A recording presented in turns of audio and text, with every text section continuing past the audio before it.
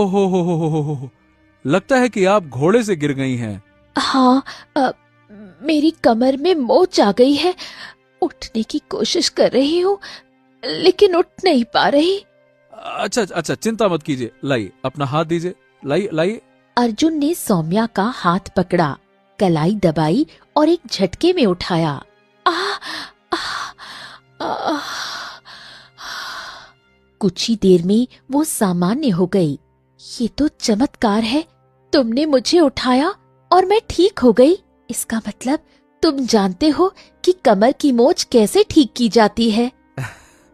हम क्या कहें, हम गरीब लोग हैं, हमें हर तरह की मुसीबत से जूझना आता है, तो अब बस। तुम्हें देखकर मुझे अपने भाई की याद आ गई। लगता है कि आपका भाई आपसे कहीं दूर गया हुआ है ना? नहीं, असल में मेरा कोई भाई है ही नहीं। मेरी हमेशा से यही इच्छा रही कि काश मेरा भी एक भाई होता। तुम्हें देखा तो लगा अगर मेरा भाई होता तो बिल्कुल तुम्हारे जैसा होता, मदद करने वाला और औरतों की इज्जत करने वाला।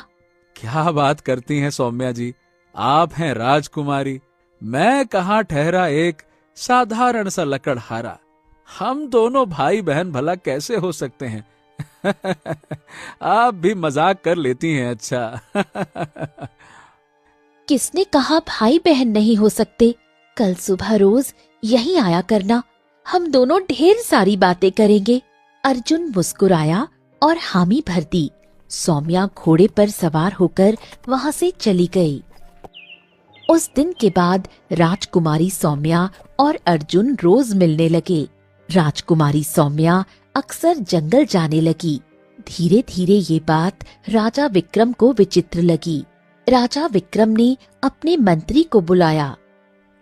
राजकुमारी सौम्या अब रोज जंगल जाने लगी हैं, जरा उन पर नजर रखो। हम देखना चाहते हैं कि आखिर वो किससे मिल रही हैं और क्या कर रही हैं। मंत्री चुपचाप वहां से चला गया। राजकुमारी सौम्या अर्जुन के पास बैठकर उससे बातें कर रही थी। थोड़ी दूर पर मंत्री ये सब देख रहा था, लेकिन उसने कुछ नहीं कहा। कुछ देर बाद अर्जुन वहां से चला गया। राजकुमारी सौम्या जैसे ही महल पहुंची, मंत्री उसके सामने आ गया। राजकुमारी, आपका एक साधारण पुरुष से मिलना, देखिए, ये ठीक बात नहीं है। तो आप मुझ पर नजर रख रहे थे? अब हम क्या करें, महाराज के आदेशों का पालन करना पड़ता है। आपके पिताजी ने कहा था। देखिए, मेरी बात मानिए, आप ठहरी एक राजकुमारी और वो ठहरा एक साधारण मनुष्य। क्या मेल है दोनों का? बस इससे आगे मत बोलिएगा। आपने जिस युवक को मेरे साथ देखा वो मुझे अपनी बहन मानता है और मैं उसे अपना भाई मानती हूँ। प्रेमी प्रेमिका के अलावा भी एक रिश्ता होता है और वो रिश्ता भाई बहन का होता है। ये सुनकर मंत्री मुस्कुराया। क्षमा कीजिएगा राजकुमारी, मैंने आपको गलत समझा, माफ कीजिएगा, माफ कीजिएगा। मंत्री वहां से चला गया। मंत्री सीधे राजा विक्रम के पास पहुंचा और सारी घटना बता दी। हाँ, सौम्या को बचपन से ही एक भाई की चाहत रहती है। बस यही एक चाहत हम पूरी नहीं कर पाए। अगर वो किसी युवक को अपना भाई मानती हैं तो कोई बात नहीं, हमें इस बात से कोई एतराज नहीं है। लेकिन हाँ, उस युवक के बारे में पता करो, वो कहाँ रहता है, क्या करता है। हमें ये जानना चाहिए कि हमारी पुत्री जिसे अपना भाई मानती हैं, उसका ठिकाना कहाँ है और उसके साथ वो सुरक्षित हैं या फिर नहीं। मंत्री चुपचाप वहां से चला गया। अगले दिन अर्जुन जंगल जाने की तैयारी कर रहा था। हाँ अर्जुन, अब बेटा, आज तुम्हारे माँ की तबीयत कुछ ठीक नहीं है। मैं क्या कहता हूँ कि आज जंगल मत जाओ, वैद्य जी के यहाँ से अपनी माँ के लिए जड़ी बूटियाँ ले आओ बेटा। हाँ हाँ ठीक है पिताजी, मैं लाता हूँ। अर्जुन वहाँ से चला गया। उधर राजकुमारी सौम्या जंगल पहुँची। वो वृक्ष के नीचे बैठ गई। उसके मन में यही सवाल चल रहा था कि आज अर्जुन क्यों नहीं आया। अचानक रंग बिरंगी चमक के साथ एक बड़ा ही विचित्र दिखने वाला मनुष्य प्रकट हुआ। आहा, जादूगर चकमा को कोई नहीं दे सकता चकमा। आखिरकार तुम मुझे मिल ही गई। मैं तुम्हें पहचान लिया। ये बताओ, तुम्हारा भाई कहाँ है? कौन हो तुम? तुम महान जादूगर चकमा को नहीं जानती? चलो कोई बात नहीं, कोई बात नहीं। आज तुम्हारा अपहरण करूंगा।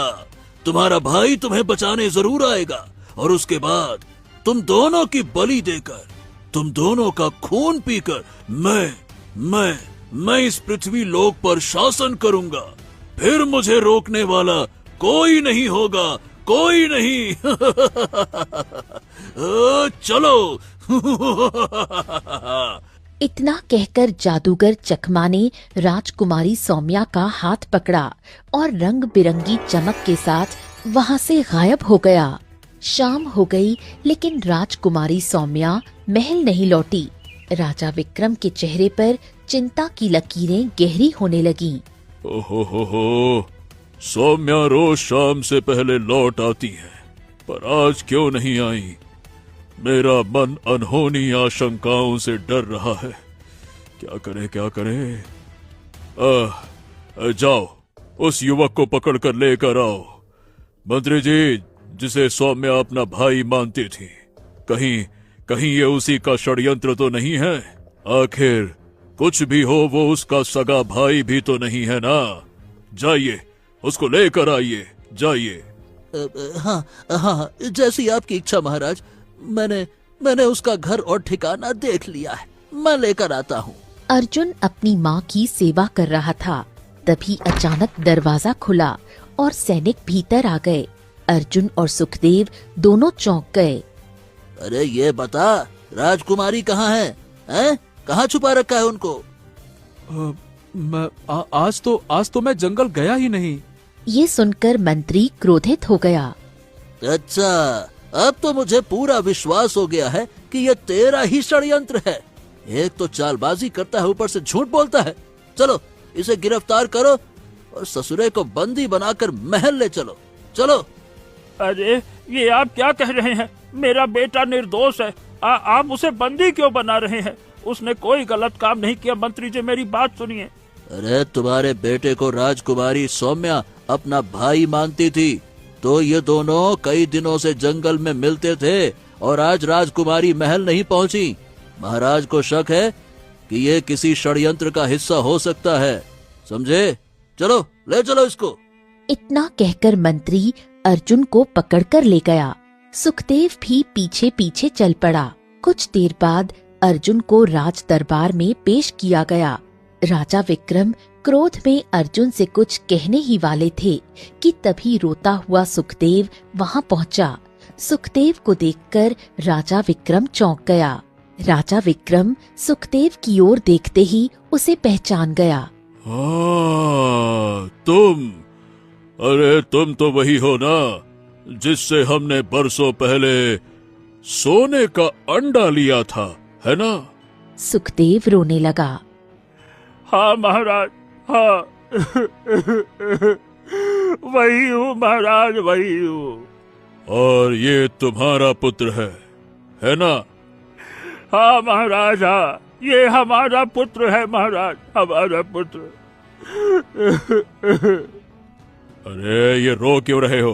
क्या तुम्हें पता है इसने राजकुमारी का अपहरण करके राजकुमारी को कहाँ रखा है? सुखदेव फूट फूट कर रो पड़ा।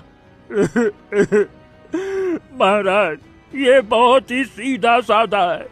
ये किसी का अपहरण नहीं कर सकता है और ये मेरी खुद की संतान भी नहीं है महाराज। ये सुनकर राजा विक्रम चौंक गया। क्या मतलब है तुम्हारा? साफ साफ बताओ।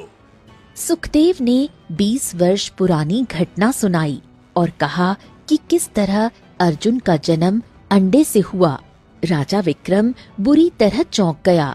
वो सिंहासन से नीचे उतरा। जानते हो, ठीक वैसे ही राजकुमारी सौम्या का जन्म भी एक अंडे से हुआ था। ये सुनकर सुखदेव सन्न रह गया। अर्जुन ये सब सुन रहा था। उसकी आंखों से आंसू बहने लगे। हाँ, आखिर ये सब कुछ हो क्या रहा है? मतलब इस तरह से देखा जाए तो राजकुमारी सौम्या और मैं एक तरह से सगे भाई बहन हुए। लेकिन ये कैसा रहस्य है कि हम दोनों ने अंडे से जन्म लिया? और वो मुर्गी कौन थी? राजा विक्रम गहरी सोच में डूब गया। तभी सुखदेव को कुछ याद आया। महाराज, जब मैं घायल मुर्गी को उठाकर घर ले जा रहा था, तब एक साधु महाराज ने कहा था कि अगर भविष्य में जरूरत पड़े तो वो यही मिलेंगे। हो न हो महाराज, वो साधु महाराज ही इस रहस्य को जानते हैं। तुम बिल्कुल सही कह रहे हो। हाँ, मैं उस साधु महाराज से मिलना चाहता हूँ। कहाँ है वो पिताजी?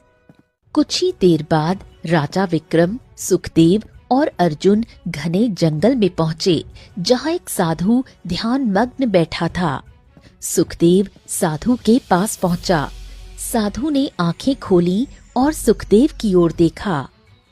आखिरकार तुम्हें यहाँ आना ही पड़ा। सुखदेव ने सारी घटना साधु को बताई। साधु गंभीर हो गया। तुमने जिस मुर्गी की सेवा की थी और जिसने सोने के अंडे दिए थे, वो कोई साधारण मुर्गी नहीं थी। वो परीलोक की रानी चंद्रवती थी। राजा विक्रम, अर्जुन और सुखदेव तीनों चौंक गए। हाँ, ये आप क्या कह रहे हैं महाराज? बरसों पहले परीलोक में जादूगर चकमा नाम का एक जादूगर रहा करता था। उसने परीलोक के वासियों का जीना हराम कर रखा था। उसने एक ऐसी सिद्धि की थी जिसके अनुसार उसे परीलोक की रानी की कोख से जन्मे 2 बच्चों की बलि देनी थी और उनका खून पीना था। उस खून से वो इतना शक्तिशाली हो जाता कि परीलोक पर शासन कर सकता था। एक दिन उसने परीलोक पर आक्रमण कर दिया, राजा सूरज को कैद कर लिया और रानी चंद्रावती को मुर्गी में बदल दिया। साधु कुछ पल रुका। बस मैं उस समय परीलोक का राजगुरु था। मैंने समझ लिया कि ये केवल रानी ही नहीं, बल्कि उनकी कोख में पल रहे बच्चों की जान भी खतरे में है। मैंने अपनी शक्ति से रानी को उठाया और परीलोक में लेकर आ गया। लेकिन सब कुछ इतनी जल्दी हुआ कि हम जंगल में प्रकट हो गए और रानी घायल हो गई। और बस तभी तुम वहां पहुंचे। मैं समझ नहीं पा रहा था कि क्या करूं, लेकिन तुम्हें देखकर मेरे मन में आशा की किरण जागी। मुझे विश्वास था कि रानी अंडों के रूप में अपनी संतानों को जन्म देगी और वो मनुष्य के रूप में सामान्य जीवन जिएंगे तो जादूगर चकमा की नजर उन पर नहीं पड़ेगी। और मुझे ये भी पता था कि एक दिन जादूगर उन्हें ढूंढते हुए पृथ्वी लोक पर तो आएगा ही आएगा। और जब जादूगर आ गया तो तुम मुझे ढूंढते हुए यहां तक आओगे, ये हमें पता था। इसीलिए मैंने कहा था कि हम यहीं मिलेंगे। अर्जुन का चेहरा क्रोध से भर गया। ओह, तो इसका मतलब जादूगर चकमा मेरी बहन को बंदी बनाकर ले गया है। मैं उसे छोड़ूंगा नहीं। चिंता मत करो, सिद्धि के अनुसार उसे दोनों भाई बहनों को एक साथ मारना होगा। अभी केवल राजकुमारी उसके कब्जे में है, इसीलिए वो कुछ नहीं कर सकता। मैंने इन 20 वर्षों में घोर तपस्या करके उसका अंत करने का अस्त्र प्राप्त कर लिया है। अब उसका अंत तुम्हारे हाथों होगा। साधु ने मंत्र पढ़ा। रंग बिरंगी चमक के साथ उसके हाथ में त्रिशूल प्रकट हुआ। ओम, ये लो, तुम परी लोक के वासी हो। पहले तुम्हें ये ज्ञात नहीं था, लेकिन अब है ज्ञात। अब पृथ्वी लोक और परी लोक दोनों के राजकुमार हो। तो अब आंखें बंद करो, पृथ्वी लोक का स्मरण करो। जैसे ही तुम अपने महल में स्वयं को पाओगे, तुम्हारी दिव्य शक्तियां जाग जाएंगी। अर्जुन ने त्रिशूल थामा और आंखें बंद की। अगले ही क्षण वो परी लोक के महल में प्रकट हुआ। एक पिंजरे में एक बूढ़ा व्यक्ति कैद था। जादूगर चकमा सामने खड़ा था। पास ही राजकुमारी सौम्या अचेत पड़ी थी। आहा, जादूगर चकमा का चकमा चल गया। आखिरकार बहन को बचाने के लिए ओ ले ले ले ले ले, ले उतका भाई आ गया। लेकिन अब तू कुछ नहीं कर पाएगा। बरसों पहले तेरे पिता भी कुछ नहीं कर पाए, तो तू क्या कर पाएगा? अर्जुन ने त्रिशूल उठाया। ओ ले ले ले ले ले ले, तुझे क्या लगता है ये साधारण अस्त्र मुझे समाप्त कर देगा? अर्जुन ने त्रिशूल से वार कर दिया। जैसे ही त्रिशूल ने जादूगर को स्पर्श किया, उसके शरीर में आग लग गई। मैंने तुझे कमजोर समझने की भूल की।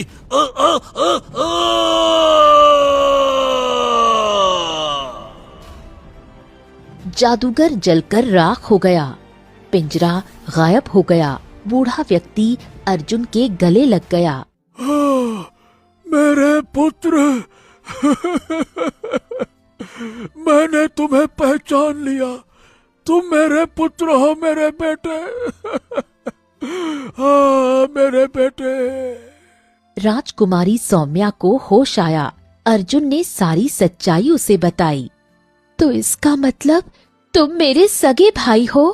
अर्जुन और सौम्या रंग बिरंगी चमक के साथ वापस लौटे। हाँ, जादूगर का अंत हो गया। हाँ, और परी लोक को तुम्हारी आवश्यकता है।